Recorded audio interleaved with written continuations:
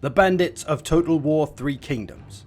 They've always been around with the King of the Black Mountain and the Bandit Queen, but they've been little more than those two heroes and a handful of unique units. But now, with a World Betrayed DLC, their roster is getting a little bit more fleshed out and they're becoming their own unique faction, which offers potentially a different playstyle than the normal Warlords armies you might choose.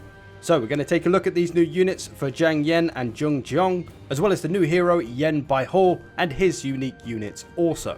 We'll even have a quick peek at the Horse Beheaders. So let us advance. To begin, let's just remember the bandit units we already have and how they work. That is, the Black Mountain Outlaws, the Black Mountain Marauders, the Black Mountain Raiders, Fists of the Bandit Queen and Hidden Axes. These units are all very sneaky with stalk and guerrilla deployment, caltrops and smoke bombs, and that's what the bandits in Three Kingdoms are all about, sneaky tricks and traps. So first off, we have Bandit Gang. These are your anti-cav light spear infantry, nice armor piercing damage to stab up those heavy cavs, decent missile defense, and of course charge reflection. Now for their abilities, it's going to be kind of similar across all of these bandit units. They have a resistance to fatigue so they don't get tired so quickly. They have guerrilla deployment so we can put them in sneaky places and try some dirty traps. And they have caltrops to slow their enemies down.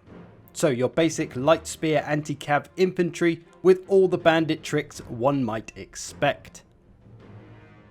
Now for an anti-infantry unit with the Bandit Warriors. Now dual axes can only mean one thing, lots of armor piercing damage, so they can do pretty well against those heavier targets, although fairly light in the armor themselves and very vulnerable to missiles. Still, those same abilities, resistance to fatigue, guerrilla deployment, they're also raiders, all of these units. They're also all pretty quick on their feet. They can run pretty fast, which is very helpful when trying to close distance quickly in a surprise attack perhaps.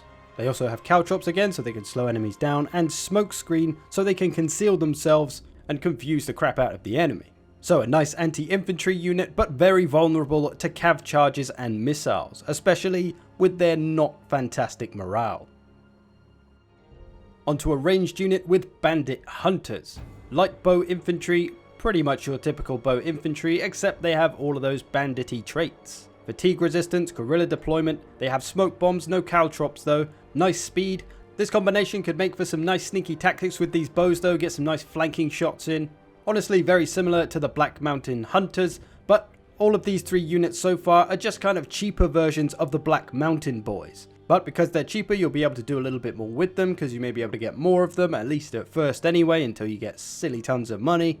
So yeah, there's your first three basic bandit units. Now on to a little bit of cavalry. Bandit Raiders, a very fast, light cavalry. Still a shock cavalry though, so they'll hit pretty hard. Got good armor piercing damage, so good against those armored units. Lacking in the missile defense though, so they may get shot up if you're not careful.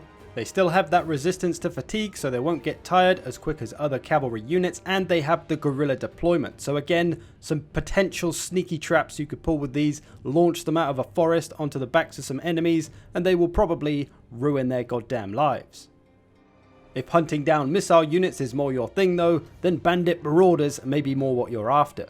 They're an anti-missile unit by role, great at fighting in melee, dual axes so they've got the armor piercing damage, still a light cav like the previous one so they'll still be very quick, but they do actually have a 50% missile resistance, which is a little bit different. Still got resistance to fatigue and guerrilla deployment, so really the perfect combination for dealing with any missile units, as you'll be able to absorb some of their missile fire, vanguard deploy on them if you want to try that out, or just rush up on them as quick as possible and put axes to their faces.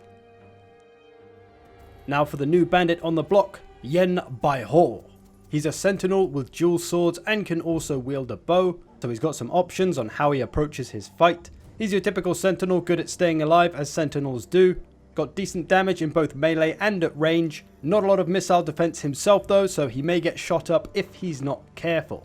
Got that resistance to fatigue, guerrilla deployment, stalk, so he'll be invisible most of the time until he gets close, which is pretty cool, and a missile attack ability, Poison Volley, which will provide debuffs to attack rate of both melee and ranged. It'll cause some base damage and some additional damage over 60 seconds, as of course it is a poison attack, and that's how poisons generally work. And he also has a couple of abilities to help keep him out of trouble.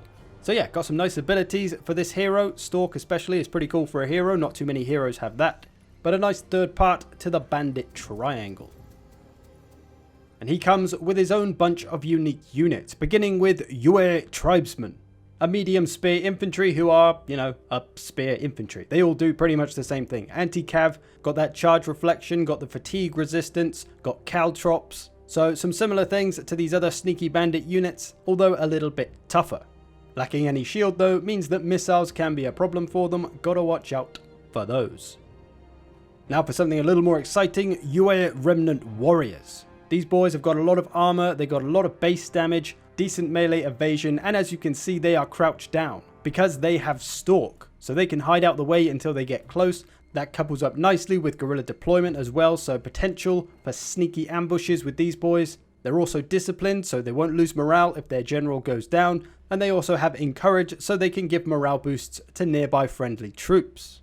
So a pretty unique unit, being a heavy sword infantry with guerrilla deployment and things like that. They are a bit slow though because they are heavy and they are lacking any missile protection.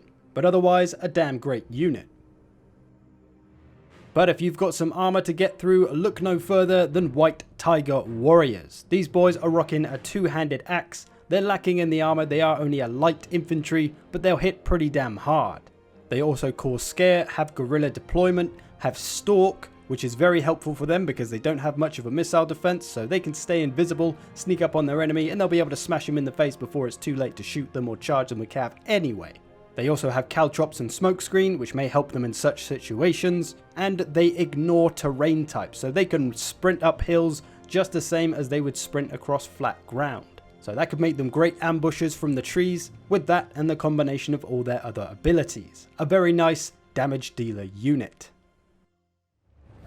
And then we've got White Tiger Raiders. These boys are archers, so they've got a good missile attack. They're not fantastic in melee, don't have a great deal of armor or weapon damage, but they do have a lot of other stuff going for them.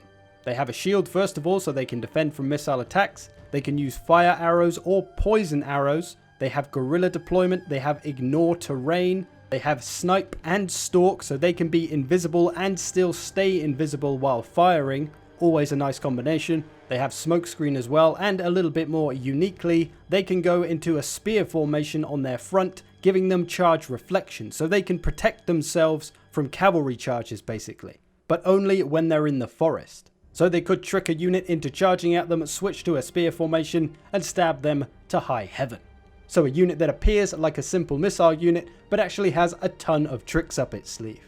Very much the Bandit way. So there's all the new units, filling out the Bandit roster that little bit more, hopefully giving them more of a distinct playstyle from other factions. As Three Kingdoms campaigns often have the same sorts of armies for most of the different warlords, it's nice that the bandits are going to be able to do something a little bit different with all the tricks they have up their sleeve, making them a little bit different from the normal warlords armies, from the yellow turban armies, so adding a nice bit of variety to the factions. And lastly, those horse beheaders I mentioned, a couple of new units with the World Betrayed DLC. Zhang Majan Infantry, definitely pronounced that wrong, but whatever. These boys have a massive freaking sword, as you can see, commonly known as the horse beheader sword, hence why they're the horse beheaders. They do a lot of damage, as you might expect. They've got decent melee evasion and some decent armor on, although lacking in any protection from missiles, so got to be a little bit careful there.